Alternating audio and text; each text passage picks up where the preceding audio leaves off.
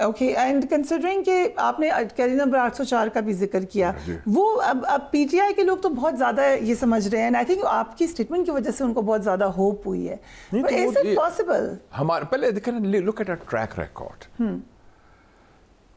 मियां नवाज शरीफ साहब जब निकाले गए कू डिटा में, जो 1999 एक सॉफ्ट कू था ना, कई कूज हुए हैं, बिल्कुल सही कहा आपने, बाद में फिर सॉफ्ट कू हुआ, ये हार्ड कू था, उसमें हाँ जुडिशल कू भी बिल्कुल। तो उस वक्त जब उनके खिलाफ वो हाईजैकिंग का केस था, तो उस वक्त क्लिंटन प्रेसिडेंट था, उसने कहा my friend Nawaz, I want him out before I leave office on 20th of January 2001। उसकी टर्म खत्म हो रही थी, तो उन्होंने कंसोशियम बनाया, सऊदी अरेबिया, यूएई, कतर का कंसोशियम, 3 लोगों का, कि उनकी ड्यूटी लगाई इन 3 ममालिक की कि आपने मियां नवाज शरीफ को आज़ाद कराना है मेरी टर्म ख़त्म होने से पहले। और लो एंड बिहोल्ड 10 दिसंबर 2000 को एक त्यारा आता है सऊदी अरेबिया से, मियां साहब उनकी फैमिली को 747 जम्मू ले जाता है। राइट, पर कंसिडरिंग कि इसमें it is a bit tricky. कल कहा है डिफेंस मिनिस्टर ने कि हम पे प्रेशर है एक मुल्क का कि या आ सकता है जहाँ पे चले जाएंगे खान साहब, ये उससे रिलेटेड है या ये एक अलग? मैं किसी के बयान पर कमेंट में तो अपने मुशाहदा दे रहा हूँ आपको। क्वेश्चन ये है कि इस वक्त ट्रंप पाकिस्तान में सवाए इमरान खान को किसी को नहीं जानता। राइट, ठीक है ना, वो इमरान खान को वेलकम कर चुका है। He sees Imran Khan as a celebrity, as a some sort of a superstar, जिस तरह वेलकम किया, क्योंकि वाइट हाउस एक ऑफिस भी है, एक घर भी है। अपने रेजिडेंस का टूर कराया, और उसकी बेगम साहिबा जो है मेलेनिया, उन्होंने कहा कि मैं सेल्फी लेना चाहती हूँ अकेले सेपरेट सेल्फी, और प्लस उसने कहा कि he is my friend, is fantastic, he is a great guy, this and that, वो सारा कुछ। तो वो जो ट्रैक रिकॉर्ड भी हुआ, उसके खिलाफ भी केस, इसके खिलाफ भी केस, उसके खिलाफ भी असैसिनेशन, इसके खिलाफ भी असैसिनेशन, वो भी जेल जाने वाला था, ये जेल जा चुका, और वो भी कहता है धांधली हुई इलेक्शन में, ये भी कहता है धांधली हुई। सो यू नो काफ़ी चीज़ें वो जो कि उनके एक यूएस बेस्ड प्रोग्राम ने भी सिमिलैरिटीज को दिखाया। बट द क्वेश्चन इज कि जिस तरह से डोनाल्ड ट्रंप ने अपना कमबैक किया है, should PTI learn from that, या बिल्कुल अलग डेमोग्राफिक्स हैं? चलिए मामलात बहुत सारी सिमिलैरिटीज हैं, पर could we see a comeback of कैदी 804? वो क्या बिल्कुल हो सकता है, एब्सोल्युटली। क्वेश्चन है अवाम, अवाम आपके साथ है, खड़े हैं। ट्रंप का ये नोट कर लें कि जब उसको फारग भी हुआ, और जब हमारे लोगों ने उसके खिलाफ मजाक उड़ाना शुरू किया, ट्वीट शुरू कर दी, उस वक़्त से लेकर आज तक 40% अमेरिकन चट्टान की तरह ट्रंप के साथ खड़े रहे। 40% उसके जो बेस है, अब तो बढ़ गई है ना सपोर्ट, वो खड़े रहे। और उस वक़्त ट्रंप का कंट्रोल नहीं था अपनी पार्टी पर।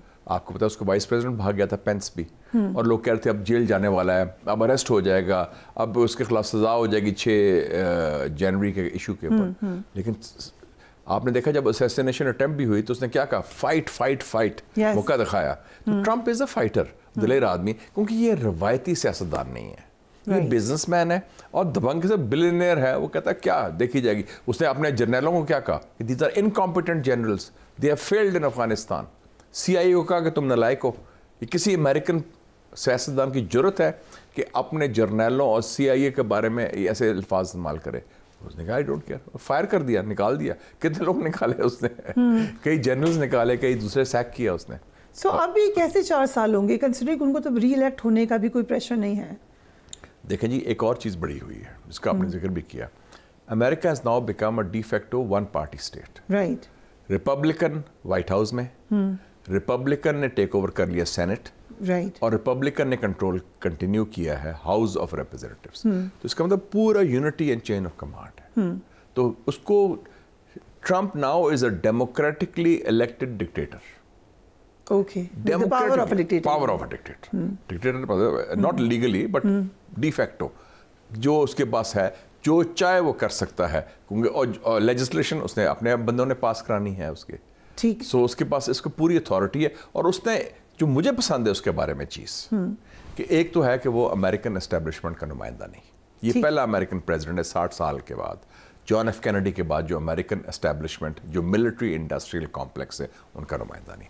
दूसरी बात है उसने क्लियरली कहा है कि I don't want to fight any war. जंग नहीं, कोई किसी किस्म की जंग का नहीं, और जो जंगें चल रही है मैं उसका खात्मा करूंगा। अफगान वॉर उसने ख़त्म कराई, यूक्रेन वॉर की बात करता है, और मुझे उम्मीद है कि ये फ़लस्तीन का जो कत्ले आम है, ये जो बंदा है वॉर क्रिमिनल जेनोसाइड कर रहा है नेतन्याहू, उसको भी बड़ा लगाम देगा और कंट्रोल करेगा, क्योंकि ये स्ट्रॉन्ग आदमी है। पर एक तासुर तो ये कि he is very friendly and obviously he is American सदर आप बन ही नहीं सकते जिस वक्त आप प्रो इसराइल ना हो। हाँ, वो तो फ्रेंडली सारे हैं। देखो ना, मैं तो मजाक से ये भी कहता हूँ कि not just Gaza, not just West Bank, बल्कि अमेरिकन कांग्रेस भी is Israeli occupied territory. Okay, right. But आपकी एक बड़ी metaphorically speaking, हाँ। I heard you बड़े अहम बात की आपने, कहा कि 2 स्टेट की तरफ जा सकते हैं, एक फ़लस्तीनी रियासत। उसके 2 बेस्ट फ्रेंड्स हैं मुस्लिम वर्ल्ड में ट्रम्प के। एक मोहम्मद बिन सलमान, आजकल मेरे ख्याल जश्न मनाया जा रहा होगा सऊदी अरेबिया में और अबू धाबी में, ठीक है, prime minister of Saudi Arabia, और एक मोहम्मद बिन जायद, प्रेसिडेंट ऑफ यूएई।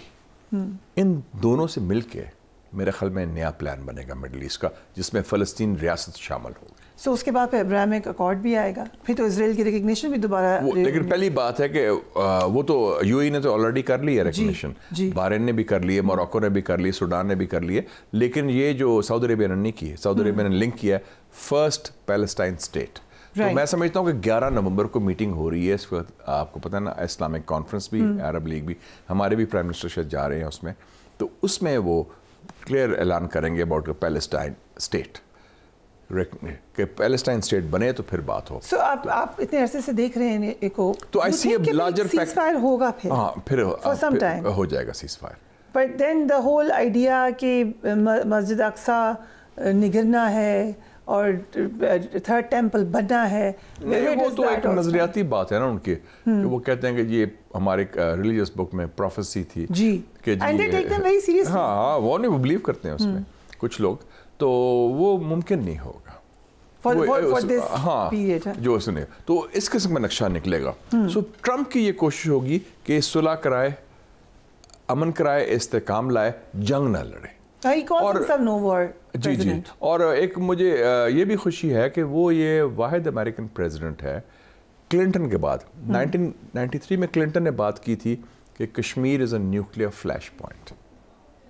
उसके बाद 2019 में जब इमरान खान उधर गए, उसने एक बात की कि मैं कश्मीर पर मीडिएशन मसालियत के लिए तैयार हूँ, जो कि बहुत नाराज हुआ इंडिया बहुत नाराज हुआ, तो इस, और इंडिया ने लेकिन तरदीद नहीं की उसकी।